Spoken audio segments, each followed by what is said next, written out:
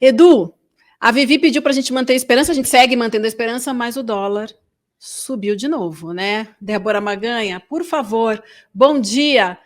Vamos de ICL e economia. Quais as notícias que você traz para a gente? Dólar nas alturas de novo. Bom dia, Vivian. Bom dia, Edu. Gostaria de entrar aqui com uma mensagem melhor, uma mensagem mais positiva, de esperança também, mas não é o que a gente tem visto do lado econômico, né? O dólar, ele sofreu muito no mês de junho, teve o seu pior desempenho desde março de 2020, que foi quando a gente teve o início da pandemia, né? O dólar, ele acabou, né, tendo uma queda no mês de junho de 11%, né? Então só não foi maior do que o observado lá em março, e após esse fechamento negativo, né, do desempenho do real frente ao dólar, a gente vê uma abertura de mês já com a queda da nossa divisa, né? Então a gente já vê a nossa moeda se desvalorizando, né? O dólar, a última medição, né, já estava, né, cotado aí a R$ 5,30, né, e 30 centavos, se não me engano, eu vou até atualizar aqui, mas a gente vê, agora 5,32 para ser mais exato, então a gente vê mais uma fraqueza aqui da nossa economia, que é a nossa moeda, né? Então a nossa moeda, ela também veio aí acompanhada de uma queda de bolsa bastante importante em junho, foi o pior desempenho para o mês desde 2002, então fazia 20 anos que a gente não tinha um mês de junho tão ruim para a nossa bolsa, e aí, né, podem vir os argumentos de, mas as outras moedas emergentes também caíram em junho, ou os exportadores de commodities também não tiveram ali um bom desempenho da moeda, mas quando a gente analisa o mês de junho, dia a dia, né, que é algo que a gente acaba fazendo, a gente vê que durante o mês, vários dias que a gente teve alta de commodities, que a gente teve um bom desempenho do mercado ali emergente, em relação ao real também, né? Então o mercado emergente se valorizou frente ao real, frente ao dólar, o real não conseguiu acompanhar. Então a gente vê que o real se desvaloriza, né? Em momentos que as outras emergentes estavam se valorizando. Isso mostra que veio uma fragilidade doméstica, né? Então tem bastante incerteza, principalmente do investidor estrangeiro em relação ao Brasil. Essa dança de cadeiras, né? Tanto como aconteceu na Petrobras, como agora vai acontecer na Caixa, é mal vista, né? Não, e aí o que me entristece é falar isso, porque não é um motivo pelo qual a pessoa foi afastada, que importa para o mercado financeiro, mas a troca que gera o desgaste, né? Então, se fosse pelo motivo, talvez a gente tivesse até, né, um olhar mais humano do mercado, mas a gente sabe que isso não acontece. Então, ali é uma troca, né, que acaba desgastando pelo simples fato de você não ter uma estabilidade na direção aí de importantes players para o mercado. Então, a gente tem um mês de junho ruim para a Bolsa, um mês de junho ruim para o dólar, claro, eles normalmente andam, né, nessas direções contrárias, então o dólar se valoriza a Bolsa em momentos que a Bolsa normalmente se desvaloriza, e um mês de julho bastante desafiador pela frente, que vem com volatilidade, com muitos desafios aí para serem sanados, para que a gente tenha uma recuperação, algum sinal de recuperação aqui no nosso mercado doméstico. A gente tem mais algumas outras notícias, acho que você ia destacar para a gente também, né? 30% dos brasileiros aí com renda domiciliar per capita até R$ 497, né? A gente teve essa notícia Exato. Também, né?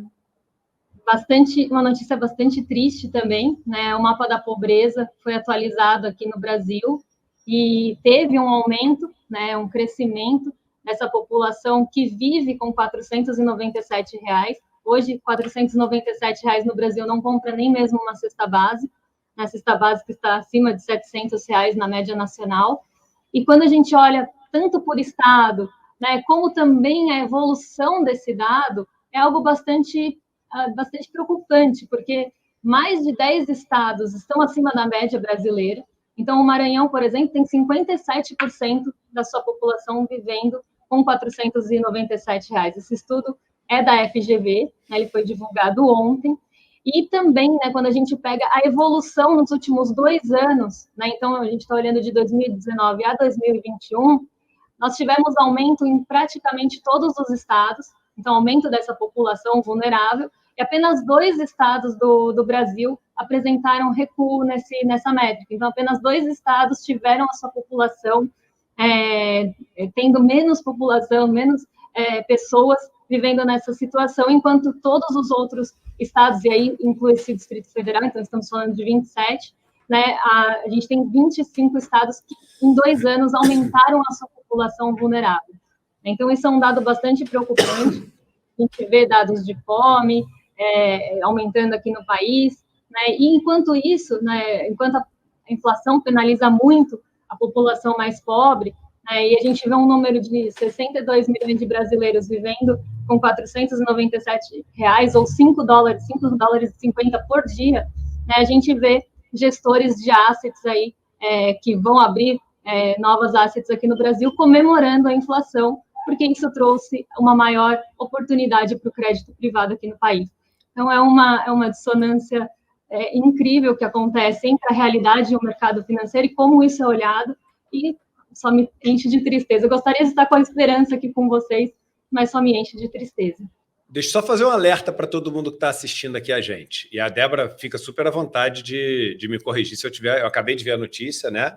Põe na tela a notícia, que eu garanto que quase todo mundo entendeu errado a notícia. É muito pior do que vocês imaginam. Mapa da pobreza. Quase 30% dos brasileiros vivem com a palavra mais importante da notícia: até R$497. Não quer dizer, não é 30% da população brasileira vivem com R$497. Não é isso. O que a notícia está dizendo é até. O que quer dizer? Vamos botar número, porque o número impressiona. O número é o que mostra a realidade. A gente, às vezes, fica aqui na estatística e se confunde. Até, não é até, média, não faz tanta diferença. Você vai ver que faz diferença. 30% da população brasileira. Estamos falando do quê? Estamos falando da Inglaterra. 60 e poucos milhões de pessoas. 30% da população brasileira. Estamos falando de quase 70 milhões, 210 milhões, 70 milhões de pessoas. Estamos quase chegando ali na Alemanha, que tem 80 e poucos milhões. Mas já passamos de Inglaterra, já passamos de França. A gente está falando que aqui dentro tem uma população maior que da Inglaterra, maior que da França, onde o indivíduo mais rico dessa Inglaterra aqui dentro, o indivíduo mais rico de todos, o Jorge Paulo Lemann desse país de 70 milhões de pessoas no Brasil, o Jorge Paulo Lemann dos 70 milhões de pessoas mais pobres do Brasil, ganha R$497 por mês. Entendeu? O mais rico de todos, não é a média. O mais rico de 70 milhões de pessoas no Brasil, o mais rico de todos, a média é muito abaixo de 497. Já foi mais abaixo, agora só não é tão abaixo porque tem um auxílio, que é temporário. Já foi muito mais abaixo. Agora, olha que loucura, o mais rico desses 70 milhões. Não é isso que quer dizer até, Débora? Só me corrija se eu estiver errado. Exato, exato. Nós temos aí uma parcela importante da população que vive com renda, inclusive, menor do que R$497. Quando olhamos aí a população, né, a distribuição dessa população, a gente tem um contingente grande que vive com R$289 e o menor patamar de renda desse estudo é R$105 por mês, que tem 12 milhões de pessoas nessa categoria. R$105, né? Então, é até realmente. Né? Nós temos outras faixas de renda que a gente tem um contingente bem grande ainda dentro desses estratos. Comecei a pensar quando eu fiquei te ouvindo aí. Então, 70 milhões de pessoas no Brasil vivem com uma renda de até R$497. E 33 milhões passam fome. A gente tem aí mais de 100 milhões de pessoas nessa situação, então. Não, esses 33 milhões provavelmente fazem parte desse grupo. Não necessariamente, mas provavelmente. E por que eu digo não necessariamente, mas provavelmente? Porque são estudos diferentes, né? Então, às vezes, um pode ter respondido uma pesquisa de um jeito e respondido a outra do outro, ter sido analisado, mas provavelmente, né, em termos lógicos, quase todo mundo que está com fome está dentro desse grupo aqui. Até porque a Débora falou, tem uma porcentagem que vive com R$120, né? Como é que se vive num país assim?